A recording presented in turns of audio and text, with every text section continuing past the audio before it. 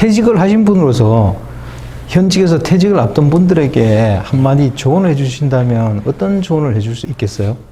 그러니까 저는 제가 의도적으로 퇴직을 했기 때문에 뭐 정년을 기다려서 또는 뭐 내가 언제까지는 내가 다녀야 되지 않겠느냐 하는 자기 인생을 바라보는 어떤 수세적인 관점에서 벗어나야 된다 저는 생각을 하는 거예요. 그러니까 내가 내 인생을 사는 건데 내가 이래서 공무원이다 이러면은 공무원 정년 때까지 해서 그 다음은 뭐 할 건데 이런 생각이 들 거예요. 분명히 나 정년 퇴직하고 나서 놀아야지. 그럼 놀지. 그럼 놀면 죽을 때까지 놀아야 돼요. 이제 죽을 때까지 그 논다는 게 얼마나 힘든 거예요. 네네. 저는 힘들다고 생각을 해요. 이게 노는 것도 즐거운 건 일이 있어야 노는 것이 즐겁지, 낮이 있어야 밤에 편안하게 쉬는 거지. 계속 낮만 있으면요 그 뭐 좀 쉬고 싶지 않을까요? 그러니까 좀 일이 있고 그 일을 그 대신에 어떤 그 남이 시키는 일이나 또는 어떤 규정에 정해진 일이나 이래서 내가 수동적으로 움직여야 되는 이런 일이 아닌, 이제 나이 들어서는 좀 내가 내 마음대로 쉴 수도 있고 그리고 내 능력을 그동안에 쌓아왔던 능력을 좀 발휘하면서 경제력도 좀 이득도 좀 받을 수 있는 이런 어떤 일을 찾으면은 나는 그게 노년을 가장 잘 보낼 수 있는 방법이 아니냐 저는 그렇게 생각을 해요.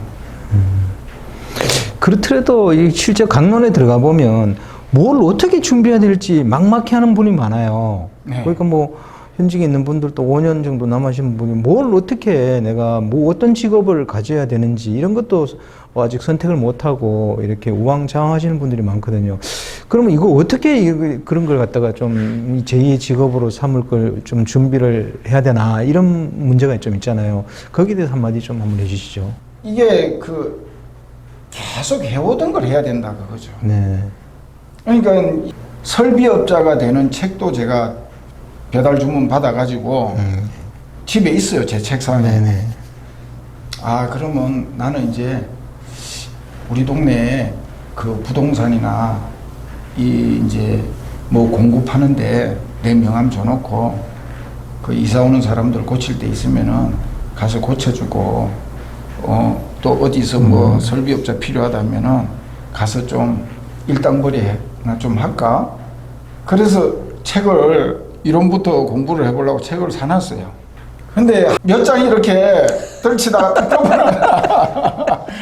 예, 의도는 좋았지만, 예, 시도는 좋았지만, 그게 그 분야는 저보다 훨씬 잘 아시는 분들이 널리고 널려 있어요. 그 분야는 저보다 뭐 훨씬 더 잘하는 분 널리고 널려 있어요. 나이 들어서 그 분야를 새로 시작한다는 그 자체가 이거는 아니다.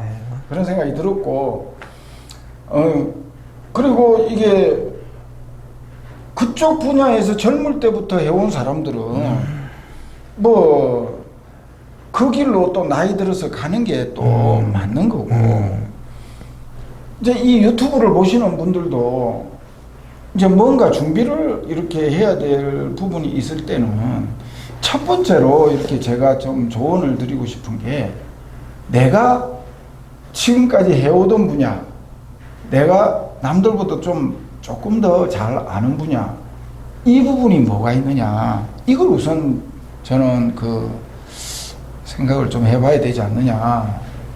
그리고 두 번째는 그런 분야로 퇴직 후에 하고 있는 분들을 자주 만나봐야 된다는 거죠. 그래서 내가 막연히 그냥 나는 이런 분야 할 거야 이런 생각보다는 내가 그러면은 제2의 직업을 가지려면은 한 60 정도는 너무 체력이 떨어져 있지 않느냐. 그러니까 난 50 한 6, 7대 내가 좀 그래도 뭔가 새로 출발하기에 체력이 좀 있는 그런 상황이다 라고 판단이 들 때 한 2년 정도를 미리 시간이 날 때마다 그런 분야에 퇴직 후에 일을 하고 있는 사람들을 소위 말하면은 제2의 직업 선배들을 사업장을 찾아다니는 거예요. 그래서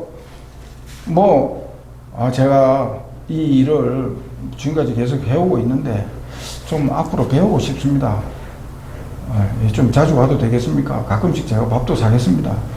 이렇게 해서 이제 그쪽으로 어떤 자기의 어떤 실행을 옮겨가는 어떤 이런 과도기가 있어야 된다고 저는 생각을 해요. 그래서 그렇게 함으로써 내가 지금 이래 비교를 해보면 지금 그때 가서 내가 지금 뭘 할 거에는 지금 여기에는 여기 이 단계에서 내가 이걸 미리 해놓는 게 좋을 것 같다 해서 그렇게 단계적으로 갈 수 있는 거라고 저는 보거든요. 현직에 있을 때는 많은 장점이 있습니다. 나오고 나면은 거기에 가서 따로 하기에는 예를 들어서 이런 거예요. 제가 학폭 사례를 제가 들면은 학교폭력 관련 사례를 저는 많이 수집을 했어요. 그리고 많이 적고 기록이 많아요. 동영상까지 많이 가지고 있습니다. 그리고 가정폭력 사례도 있어요. 많이 모아놨어요. 그런데 지금 와서 보니까 그게 많은 게 아니야. 지금 너무너무 제가 아쉬운 거는 그때 내가 현직에 있을 때 왜 관련 자료들을 갖다가 이렇게 개인적인 어떤 개인정보는 이렇게 보호를 하기 위해서 다 지우더라도 그 내용은 내가 좀 더 많이 가지고 있으면 지금 도움이 되지 않을까 하는 그런 아쉬움은 있어요. 그래서 이 퇴직을 하기 전에 준비해야 될 부분들이 이제 그런 부분들이 이제 선배들 만나가면서 이렇게 다니는 부분들이 두 번째고, 그 다음에 마지막으로 세 번째는 방향을 잡았으면은 그쪽 방향으로 끝까지 이 깊이 파야 된다는 거예요. 이게 사람들이 흔히 이런 이야기가 있잖아요.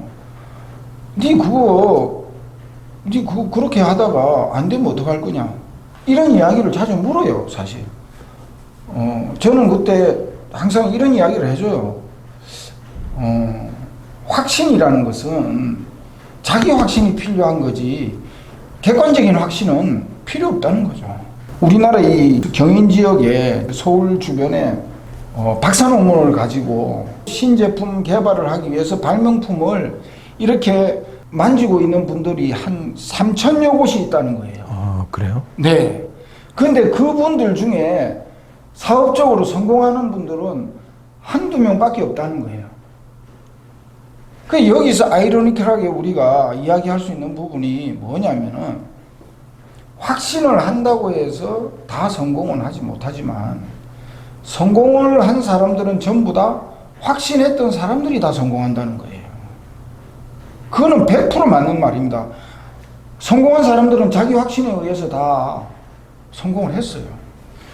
근데 그건 새로운 개척을 하는 분야에 있어서 이야기고, 내가 해왔던 분야에 있어서 방향 설정이, 선배도 있고 방향 설정이 정확히 되어 있는 그런 분야는 자기 확신만 있으면 성공할 수 있다는 거죠. 네네. 네. 그래서 그 세 가지를 좀 이렇게 생각을 해 보시면은 그렇게 미래에 대한 불안도 없어질 것 같아요. 조금 더 한 번 더 심층 있게 한번 다뤄보겠습니다. 네. 제1 직업은 아무래도 젊었을 때 육체적으로 힘도 있고 이럴 때잖아요. 네. 근데 제2의 직업은 힘도 떨어지고 그럴 시기에 가지는 직업인데, 그렇다면 제2의 직업이 갖춰야 될 조건은 어떤 게 있다고 생각하세요? 그거는 성향에 따라 다 틀리겠지만 저같이 이렇게 지시를 받는다거나 규율에 얽매인다든지 이런 걸 별로 좋아하지 않는 사람은 그 제2의 직업에서는 좀 자유로운 직업이 좋지 않을까. 예, 어떤 예를 들어서 열심히 뼈 빠지게 일해서 한 400~500을 번다 하고 그냥 나름 개인적으로 사무실을 차리더라도, 그래 많이는 못 벌더라도 한 200 정도 번다면 저는 200 정도 버는 직업을 택하겠어요.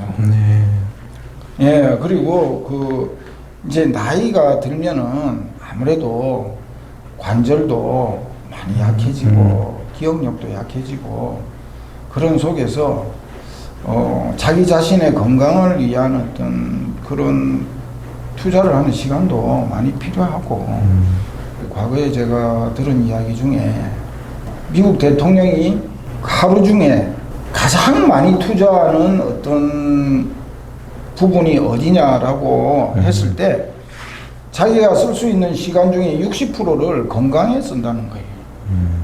미국 대통령이면 세계 최고의 대통령인데 그 사람이 물론 나이들이 많아서 대통령이 되겠지만은 그 정도로 이래 건강에 투자를 하는 것은 나이 들어서 중요하지 않느냐 생각이 들고 뭐 미국 대통령이나 뭐 보통 사람이나 나이 들어서 늙어가는 건 마찬가지일 거고 그리고 본인도 본인 나름대로 판단하고 결정하는데 건강이 뒷받침이 돼야 정확한 판단을 할 수 있는 거고 그래서 제2의 직업을 선택하는 기준에 있어서는 우선적으로 스트레스를 좀 받지 않고 나름 이래 자기의 판단으로 이렇게 하면서 자유롭게 시간 운영을 할 수 있는 그러니까 자기가 아는 분야를 이래 가야지 그게 가능한 거고 그 다음에 좀 가정과 가까이서 활동할 수 있는 저는 지금 현재 집하고 너무 멀리 떨어져요. 1시간 반을 출퇴근하는 그런 데 있지만은 앞으로 좀 시간이 몇 년 지나면은 그런 출퇴근 시간을 줄이는 어떤 이런 부분도 생각을 좀 해봐야 되겠고 왜냐하면 이게 이제 체력적인 문제가 있을 것 같아요 분명히 네. 지금은 감당해낼 수 있지만은 그리고 이제 좀 친구들하고 같이 어울릴 수 있는 이런 것도 더 좋지 않겠느냐 과거에 우리 그 젊었을 때 이래 보면은 복덕방에 노인들끼리 모여서 장기 뜨고 그런 걸 많이 봤는데 나이가 들수록 이렇게 같이 어울리면서 같이 할 수 있는 그런 게 저는 굉장히 중요하다고 생각을 해요. 아무래도 제2 직업은 육체적인 그 건강이라든지 상태가 좀 떨어지니까 그런 것도 고려가 돼야 되겠죠. 그죠? 예, 당연하죠. 정서적으로 이렇게 안정이 돼 있으면은 건강도 훨씬 좋아지고 그리고 되게 친한 친구가 옆에 있다는 건 굉장히 정서적 안정이 도움이 됩니다. 제가 파주소장을 할 때 한번 그런 분을 봤어요. 남자 두 분이 굉장히 친한 분인데 한 분은 빨리 사모님이 돌아가셨어요. 그러니까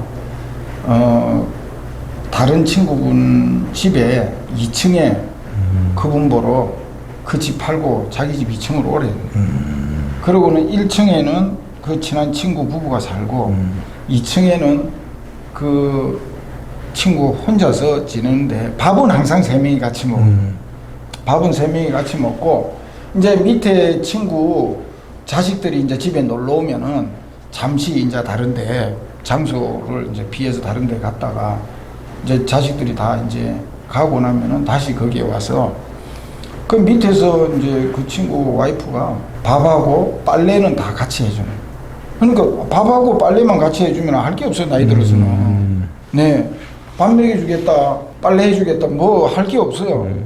근데 순찰 돌 때 이렇게 보면은 꼭 두 사람이 같이 다니는 거예요. 두 사람이 같이 항상 무슨 말을 할 게 그래 많은지 매일 붙어서 이렇게 같이 다니는 거예요. 근데 친한 친구들끼리 그렇게 나이 들어서 이렇게 같이 붙어 다니는 모습이 나쁘지도 않고 뭐 늘 같이 하는 친구가 있다는 거는 참 좋은 거죠. 네. 나이 들어서.